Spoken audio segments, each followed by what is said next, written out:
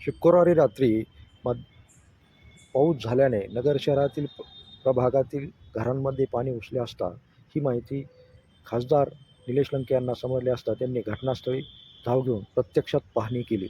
यावेळी त्यांनी प्रत्येक नागरिकांच्या घरात जाऊन घुसलेले पाणी पाहिले.